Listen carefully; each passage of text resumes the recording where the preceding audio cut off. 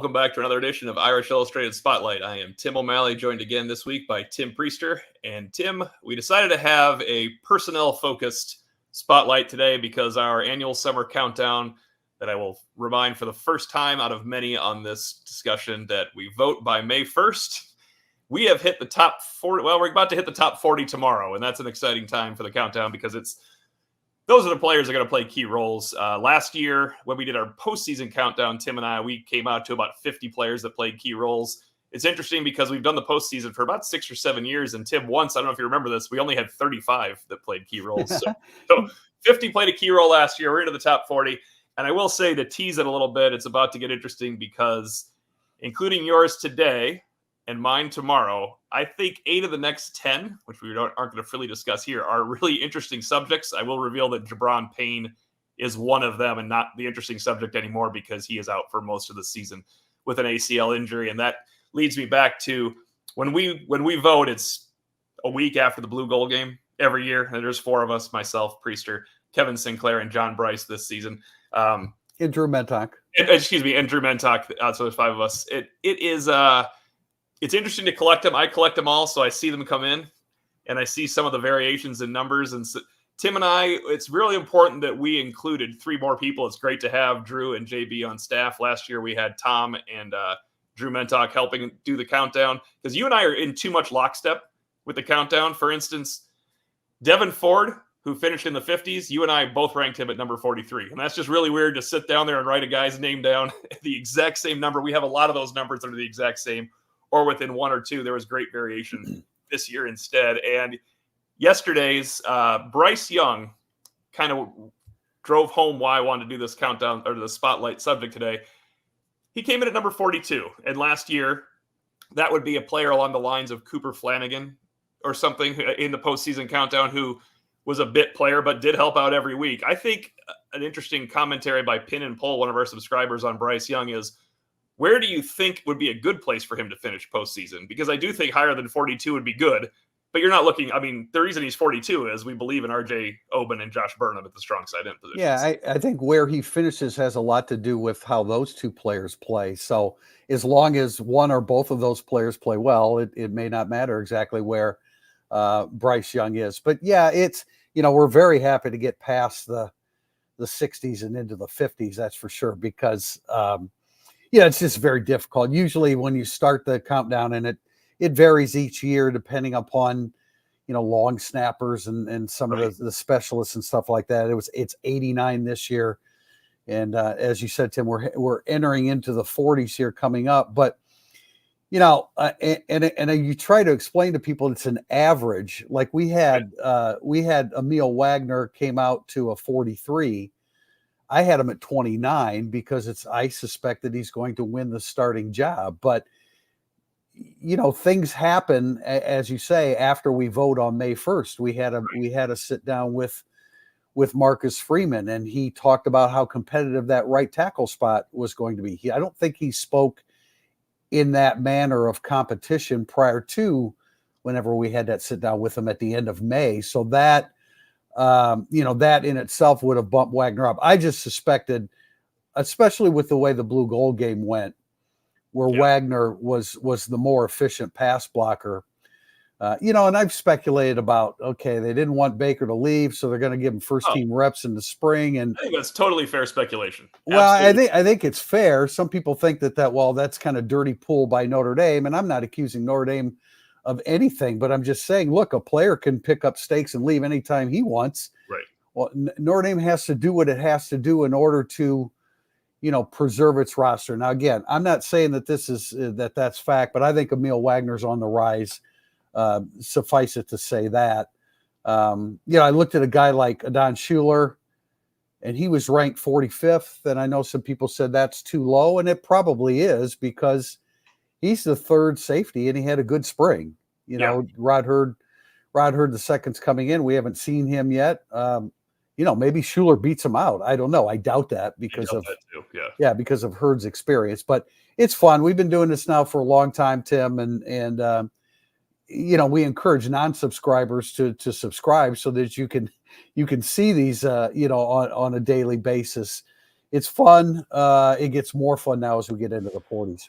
Yeah, and I should point out, JB out of the five of us had a Don Schuler at 25, so he does have him playing a key role. Actually, he doesn't have to start to be at 25. He could be the third safety. I don't think last year's third safety was 25, but that's because someone like Ramon Henderson wasn't that great of a third safety last year. Now, a Don Schuler, I think, could have a really good year for Notre Dame. I would have no doubt in my mind Don Schuler would start had they not gone after Rod Hurd. I don't think I like Luke Talich, but I thought a Don Schuler was clearly ahead of him in the spring, and in our big Jersey scrimmage viewing, he distinguished. So, yeah, that's a guy that could go higher. Bryce Young, as we started this with, he might have the biggest difference between this year and next year when we do this preview, because he is going to push next year for that spot. But a guy that Priester has today is a rookie, and I think you got this one right, Priester. You and I were close on this one.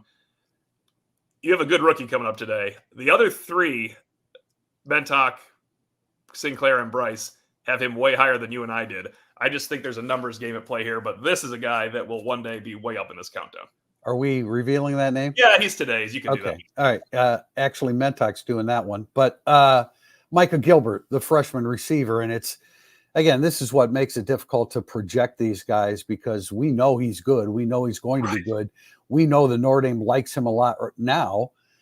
But this is and I'm just finishing up the wide receiver story for the first rate series, and the depth of Notre Dame's receiving core, nobody on Notre Dame's schedule has the depth of receiving that Notre Dame does. And then, when I do that, I include tight ends. Well, a healthy Mitchell Evans, maybe the best. Yeah, he's maybe the best tight end in the country. And we know that Eli Raritan is capable and is going to break out if he can stay healthy for a whole season. So Micah Gilbert's going to be a really good football player. It remains to be seen. I didn't have him that high, Tim. No, you and I both had him a little lower. We thought, because there's 7 guys, if he's number 7, he could be this high. If he's number 8, he's going to be lower than this. You can't go that deep in a receiving core that's healthy. Right, and we also have the commentary from Mike Brown and his conversation with you, and then going back to Chancey Stuckey, they don't talk about playing 8 or 9 receivers, or at least neither of those two coaches have done that. So he's going to be a really good football player. I had him 55th, but that was not a reflection whatsoever of how I feel about what Micah Gilbert will be as a player. We do this based upon the productivity in the upcoming season, and we just look at it. It's going to be very difficult for him to get by people, but you get a couple injuries, and suddenly he's in the rotation. And speaking to your depth point, I don't know if people caught this in a Monday Musings or in a spring story we wrote. Notre Dame has 7 wide receivers that have started in college football. I started researching that for Notre Dame, and then I went back about 40 years and couldn't find that. Entering a season, 7 returning starters. Now, they were for different football teams, obviously, in various, because they brought in 3 transfers.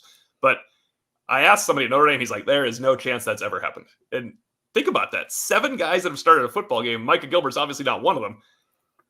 And he's a guy that we're putting this countdown near our top 40. It's incredible, the depth change from last year to this year with Notre Dame's wide receivers. That's what happens when you bring in 3, transfers that were all established. Jaden Harrison had the least amount of fanfare coming in as a receiver. It was more as a return man. He has 3 kick returns for touchdowns, but he has caught 1. He's caught 71 passes at Marshall, and 2, we saw him on the spring practice field, and he was lightning. He was a guy that, like, day one, the first time we saw him catch a football and get upfield, we all reacted to that. Yep. So, yeah, and I also think that, Tim, they have, and this is part of what you're saying, they have 7 receivers.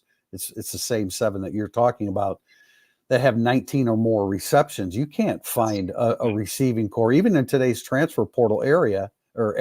You can't find teams with that much production. Wait till you see, for our Irish Illustrated subscribers, in tomorrow's Thursday Thoughts, wait till you see the productivity, I'm going to refer to this, at receiver that USC lost. It is a stunning amount of productivity at receiver. I asked this, I'm glad you brought that up, because I mentioned in my Monday column, they're ranked number 10th in one of the preseason magazines, Athlon's, at wide receiver. That's not accurate. That was like a cut and paste, right? I've got to say that Athlon's, what I'm finding as I do these deep dives into this, Athlon's ratings, like for example, they had Purdue at number 15 at running back. They've got a 1,000-yard rusher. What you got 14 other 1,000-yard rushers ahead of them in the Big Ten. I don't trust 15th their running back in the Big Ten, to clarify. right. Yes. 15th running back in the Big Ten. What do we you have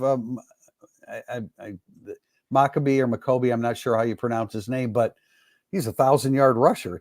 To me, that was silly. And I thought they had Virginia too low in the receiving core. Although in the secondary, they have a returning All-American, and they had them like the 10th best ACC secondary. When you have a returning All-American, you can't be that far down in the ACC. Not trying to rip on Athlete or anything, but those are just a couple things that come up in the things that we study and research and put out there. But getting back to the Notre Dame guys, Tim, we were talking about preparing for this, guys that we should have ranked higher, guys that should be ranked lower. I have more that should be ranked higher. Number 51 and number 59 on my chart was Kahanu Kia, and that's a mistake. You personally always do a really good job of taking in consideration special teams and how much they'll contribute. And then Kia had the great blue gold game, and so now you're looking at him differently. We didn't even really consider him to be in the running, and I'm not sure that he is yet because he hasn't played football in a couple years. But special teams alone, I think that I had him, what did I say, 59th. That's too low. He's going to play a more integral role in Notre Dame special teams than that. And on that same vein, Devin Ford, when we ranked him 56th, that was before Jabron Payne was injured. Obviously, he would be ranked as the 4th running back. You and I actually had him 44 and 43, which is coincidentally where he finished last year in the postseason, all on special teams, basically, in a couple of smattering of plays. He had about 20 offensive plays. He'll be higher because he's going to be the special teams captain this year. It is Devin Ford's special teams. Jack Kaiser will move out of that role as a mainstay at linebacker. David Sherwood, Devin Ford are going to be the special teams captain types this year, and guys like Kahanu Kia are going to. They're going to, and Adon Schuler for another one, the third safety that's a great athlete. He is going to be heavily involved on special teams. It is hard to take into account special teams with freshmen.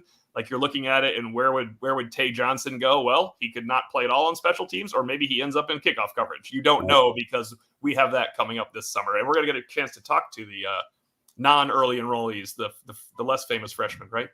The June enrollees this week. Yes, yeah, looking forward to that. Those are certainly in the spring they're forgotten guys, right? But the two cornerbacks, and we've heard some good things about Hobbs and things like that. But we had Aeneas Williams ranked 49th. That was before we knew that Jabron Payne was going to be lost for, if not the whole season, most of it. I had him 56th because at that point he was the number 4 running back, and we know how difficult it is to get enough touches there. Your offense has to be really, really prolific for 4 and 5 guys to get enough touches. But Tim, who do you have? And I'm still bullish on Emil Wagner winning that competition. There seems to be a lot of angst about his weight, and it goes up and down. This is rarely talked about, but there are some guys like with his frame. He doesn't have the metabolism of an offensive lineman. Right. He has the metabolism of a long athlete that has grown into an offensive lineman. So the ability to keep weight off, he's probably in a better position than, say, a Zeke Correll was because he's much longer. He's 6'6". And so I'm not as concerned about that as long as he's strong. And that's something that Joe Rudolph has said about him. He's strong. You're going to see weight fluctuations, especially when Notre Dame goes down to College Station. Our weight's going to fluctuate when we go down to College Station at the end of August, let alone the offensive linemen. But no sport coats for that preseason incident. Now we're going polo shirts in Texas at the end of July, no doubt. But I've got some new ones too that I want to break out. But Tim, who do you want to talk about? Some of the guys too low for me. And this is another reason this is involving injury as well. So I have two options here. Kedron Young, I had at 58. We had him at 62. If he has a role, he's higher than that as the number 3 or 4 running back. He just has a role higher than that because he can also help on special teams. And my theory on running backs, even before the transfer portal, if you're redshirting a running back, you better be a disciplinary case. Otherwise, he shouldn't redshirt because that means he's not that good. It's the truth. I think Sierra Wood redshirted. They had 5 running backs. He obviously wasn't, a great teammate at the time is why he redshirted. He immediately came back and led the team in rushing twice. So unless Kedron Young's hurt, he'll play a role now that they're down to 4 running backs. Plus, Devin Ford is a 5th. It's funny you bring up Kedron Young because I was thinking the other day, man, I really want to see him. We didn't get an opportunity to see him in the spring. I think maybe the first day. When did he? I mean, if we saw it happened the second day, but all we saw on the first day was running around without any pads on. So running backs aren't really part of that. If you go and look at and you take everything you take every rating with a grain of salt, Athlon or otherwise. If you if you if you look at 24/7's ranking of Kedron Young, they really, really liked him. And I think that might have been a late move. I just saw somewhere where, when I go through these first rate stuff, the last thing I do is I go through the freshman rankings of Notre Dame's opponents to see, okay, maybe that's a guy that they're going to get on the field early. But yeah, you're right about Kedron Young. That's an interesting guy. And the other one's a freshman too, Tim. And JB and I had him 75. You guys all had him in the 50s. We're either right because he's redshirting, or we're totally wrong. And he can go 30 spots higher is Gerby Lambert. If Gerby Lambert is involved at right tackle, 75 is laughable. I will point out a long time ago, we had young Joe Alt around number 75 as well for his freshman season, because he was the 4th left tackle, and the number 1 left tackle was a classmate in Blake Fisher. Well, he did not end anywhere near 77 or 75, and he was never there again for the rest of his college career. Well, until Joe Alt and Blake Fisher came along, and Rocco Spindler, who was getting first-team reps as an early entry. A lot of this is tied into guys being early entry, coming into the spring, and you get that early look at them. Yes. But until Joe Alton and Blake Fisher emerged as true freshmen, we didn't even think about placing guys that high. And I still think that that's generally the best way to look at it. But you and I both loved. I almost ranked Gerby Lambert number 1 in the class. I think I put him number 2. I had him 1, and then number 2 as well. Yeah. Yeah, I think I changed them for KVA, because KVA was just, you couldn't help but rank him first. But Gerby Lambert, if you look at his high school film, you have to be very, very impressed. Now, a lot of times you look at high school film, and then the first time you see them on the Notre Dame practice field, it's like, ooh, okay, he's not there yet. He's, as high as I ranked him, he didn't deserve to be ranked that high. Now, when I talk about rankings, I'm talking about rankings of the recruits. Within the class when they signed. So, but Gerby Lambert is very, very talented. I don't think he's necessarily in a position to beat out Emil Wagner, but we're going to find out. Yep. In a little bit more than a month when we see them on the field. And Joe Rudolph is really good about giving guys, not necessarily true freshmen, but giving guys opportunities to work with the first team early in the year. At least we saw that last year. So he'll be interesting. Gerby Lambert, I would be shocked. 75 next year. Yeah, I would be shocked if I don't know about this year, but I would be shocked if he isn't a solid 2 to 3 year starter at Notre Dame. So for some perspective for people listening when they're trying to put their head around the numbers, Charles Jagasa did not play last year until the bowl game where he started. We had him, we either included him in our postseason at number 50, or we did not include him and wrote why we didn't include him. So one start did not get someone in the top 50 last year, and he had a good start. So if you're not a starter, it's very hard. A starter or a special teams regular is very hard to be in that top 50 at the end of our postseason countdown, which means a lot more than our preseason countdown. It's not as fun. Well, no, but it's you feel like you can rank them a little bit more definitively. Obviously, I just looked down at my list here, Tim, and I'm trying not to drag it across my computer so everybody hears it. Preston Zinter, we have him at 57. I had him at he averaged out at 57. I had him at 53.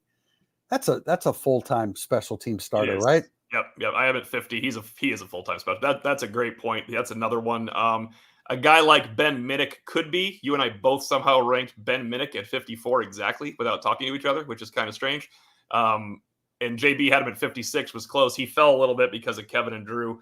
And that just means Kevin and Drew don't have him playing a lot of special teams. If Ben Minnick is a special teams player, he works into that as well. We have a question, actually. I can't reveal it, but from John Murray, the question of the day, obviously. Where does KVA land? You got a couple weeks to find out.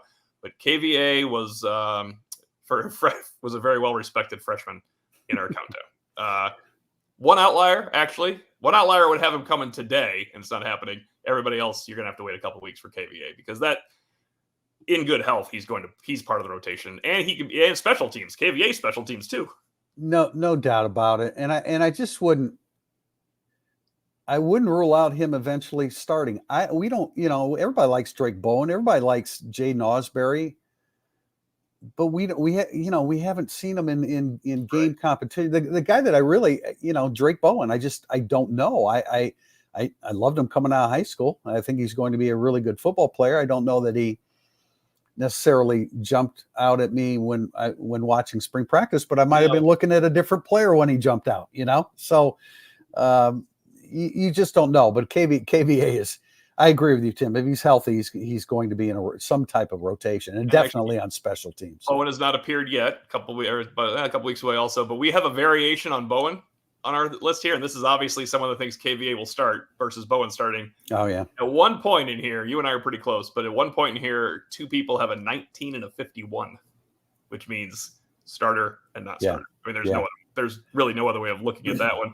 You and I are both on the ground floor of Rocco Spindler. It looks like we have Spindler starting, and other people, Pat Coogan, of course, who has appeared, is about to appear. Yeah. It's the tough ones are the quarterbacks, and I want to go back to the guy that led off the week, because I think I texted everybody sarcastically at CJ Carr Day at Irish Illustrated. I knew that would be a very well read countdown piece because it's CJ Carr. He's the third quarterback by all of us. He still made the top 50, which I feel like we just all wimped out and thought he was too good to rate any lower for his future, because the third quarterback won't finish in the top 50 if the guys are healthy at 1 and 2. But we are all I think we're all deferential to what CJ Carr will become. CJ Carr, 3 quarterbacks in our top 50. That would be a surprise if 3 quarterbacks are in the top 50. We say we rank these based upon productivity this year, but when you're dealing with a CJ Carr and all the positive things that we saw during the spring, you feel a little bit guilty if you have him too low, because he's going to be a quality quarterback for Notre Dame. He's going to be a starting quarterback at Notre Dame. Yep. We don't know when. But yeah, I had him. Where did I have him, Tim? I had him at 40. I had him in the top 50. The 28 ranking that he got from Kevin Sinclair is what put him in the top 50. Otherwise, he would have been out. But if he plays, he could end up starting a couple games, and he would be in the top 30. Tim. Another guy like that is Cam Williams, who we know is where was he ranked? He was in the 70s. He also got hurt. 61. Yeah. We know Cam Williams is going to be a good player, but he's not ahead of Micah Gilbert. And I would have ranked him a little higher, not than Gilbert. I would have ranked him higher in this countdown had he not been injured in the Jersey scrimmage prior to the Blue Gold game, because that was a real injury. I'm sure he's back, but that knocks you out a little bit. That was not a minor leg injury. So if you're a 9th receiver and you have a minor leg or if you have a decent leg injury at the end of April, it's hard to get in there. Yeah. We're dealing with a lot of bits of information that come at you through the spring that change your opinion during the spring. The Blue Gold game, we've always said that's not as important as the Jersey scrimmage, because units are intact and what have you, but we're human. And you see a quality performance in the Blue Gold game. Think of Jaden Greathouse last year. Those were little stop routes for 8 and 9 yards. They weren't that impressive, but how many passes did he catch? He caught a bunch. So you can't help but be influenced by all the tidbits of information that, especially us in the media, are privy to. We see some of the open practices. We talk to coaches. You interpret what one position coach said about a guy. I interpret it a little bit differently. So you're kind of bombarded with bits and pieces of information. So it's understandable why somebody would say, oh, this guy's rated too low. I always try to remind people that it is an average. Right. And there are some, generally one of us, when something like that happens, when a rating is questioned, generally at least one of us has them ranked a little bit higher. Matthew Rose asks, good morning. Who's going to be your 1 and 2 quarterbacks? All 5 of us did go Leonard and Angeli and Carr and Minchie in order in our rankings. In other words, various areas, but we did rank them all as Leonard. I guess I didn't very high. I guess I didn't realize that we all ranked Carr ahead of Minchie. I mean, going into the season, I expect Minchie to be number 3, right? I mean, going into it, there's preseason camp, and so that could change as well. And how many opportunities. The reality is that once, quote, camp is over and they start getting into preparation for A&M, the 3 and 4 quarterbacks they're not going to get a lot of snaps. You just can't. That's not the way. You don't have enough time in the day, and the players don't have enough energy to practice more than they do anyway. Those guys aren't going to get a lot of snaps once we get to mid-August. I'm glad this question was asked because I was going to miss it. Terry Howie also asked, where did you rank the Aussie punter? And I think only Priester is right. Otherwise, Notre Dame is a bad punter, is the best way for me to say this. So we rank 89 guys. What did I have? In the 30s? Yes. No, you have 29. So that's 29. Right. Yeah. So James Rendell, of course, joined after we did our rankings. We decided to rank him. I averaged it out, and he ended up tied with Junior Tui Halamaka. I guess it was late last week. So they appeared the same day, and I'll get to Tui Halamaka in a second. You had Rendell at 29. We had him all over the place. 38, 45, 41, 60. He's a punter, and we've never seen him. We don't know how he's going to punt. We've never seen, but if he's not close to 29 or 38 at least, it's not a good year punting. We had Bryce McPherson, postseason ranking, which is what matters. His production last year was 31. So you were really hitting the nail on the head there with the 29-30 range. The great John Stott was 19, I might add. We don't want a punter to be that high. That's because you had him third. Yeah. Yeah, that's true. I pulled him up. No, but I would say we don't ever want the punter that high again, because that means John Stott affected a lot of games. So he was higher than that. And Jay Bramblett, for a kind of put a bow on this before we keep talking about punters on a spotlight. Jay Bramblett was also in that late 30s, and he did a good job. So really, you just want your punter not to be that high, but you don't want him that low either, because that means he lost his job.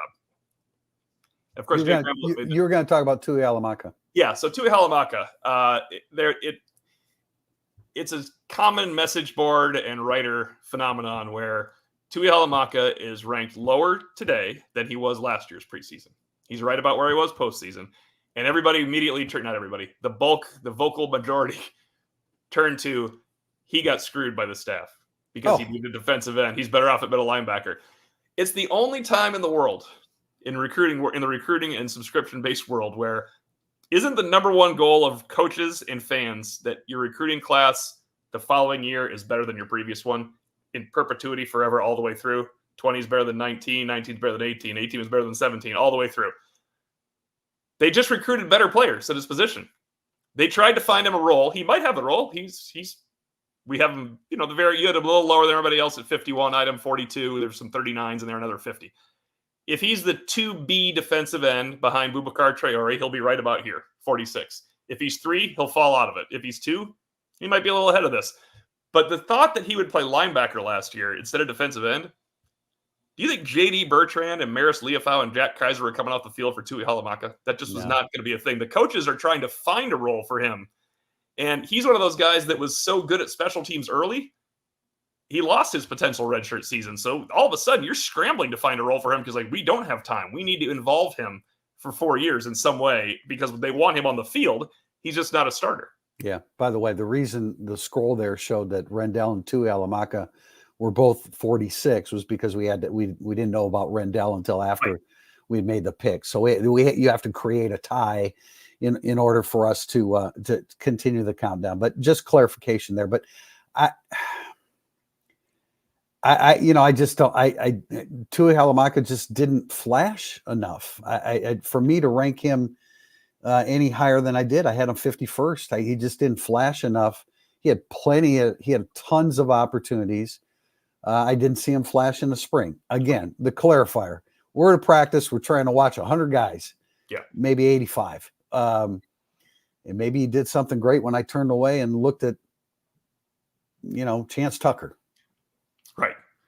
Boubacar Traore, we all ranked higher than Junior Tui Halamaka. Actually, all 5 of us, and that's also the reason why. That makes you, as I said, 2B or 3, in our opinion. It doesn't mean Junior Tui Halamaka can't play better than this. It's just that I don't think searching for him, putting him back at the middle linebacker role is really what it was. I think the staff actually gave him opportunities to see the field more by moving him away from J.D. Bertrand. That would have been 0 playing time behind J.D. Bertrand. We never got a good enough look at him. Us personally in the media never had a good enough look at him at that position to know. But I don't think the coaching staff screwed him. I don't think that they played him more at defensive end than he probably had earned. But now, especially now you look at the linebackers that Notre Dame has, Tui Halamaka wasn't going to play ahead of Drake Bowen or Jaden Osbury or certainly not KBA. We're going to wrap it up with a question from Steve Johnson because we do know an answer to this. We have a definitive 100% answer for this, and people will find out soon. Can you talk about who is the starting quarterback and backup? We can.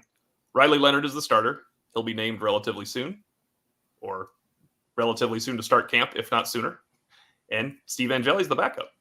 There's no way Steve Angeli, before August camp, loses this job as the backup. And there's no way he'll lose this job before Texas A&M, because that doesn't matter what CJ Carr or Kenny Minchie looks like. You want Steve Angeli as your guy first off the bench if something happens to Riley Leonard at A&M. Yeah, and we watch practices, we watch a Jersey scrimmage and blue gold game, and we don't have a full conception of what CJ Carr understands offensively and what he doesn't. We know that when he throws it, it's usually on target. It's good. And it usually makes us go because it's so impressive. And Gino Gaduli said that because he had to play catch when Leonard was hurt, when you're warming up the quarterbacks, he had to play catch with CJ Carr. He's like, okay, this ball's kind of coming. I had to get my hands ready. So that you can feel the difference, I'm sure, when CJ Carr throws a football. And maybe Riley Leonard as well. We've heard Riley Leonard has that strong of an arm. But you have to be fair to Angeli. You have to be fair to the team. You want a guy that, I mean, went out in a bowl game, regardless of what the circumstances were and who was playing and who wasn't. He went out